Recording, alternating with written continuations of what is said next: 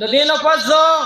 د صحبت زمان د قاسم ماما د سید باچا ماما د میر عالم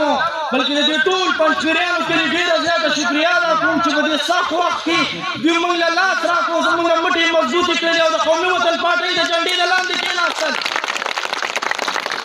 او انشاءالله را روان ده ورته قومي وطن پارټۍ دی د چا غفلار یې نشي ګټلی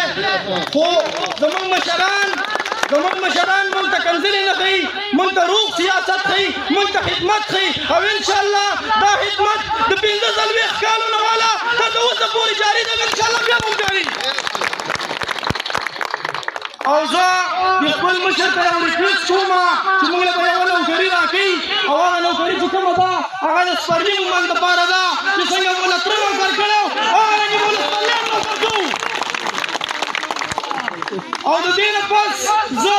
دې علاقه کې دا کوم خلک چې راوتي دي او د خدمت چغې وهي دوی صرف ځان له مالونه جوړوي پوډرې خرڅوي او بیا په من باندې مشرانې کوي دوی له زه چلنج ورکوم دوی دې ما له دا اشاره نهري وګټي او د دې پلار دې اشاره وګټي نورې خبرې خو ډېرې دي ټیم مختصر دی زموږ د مشر ته ډېر پروګرامونه دي بس زما یو څو ماتې ګوتې خبرې وي والسلام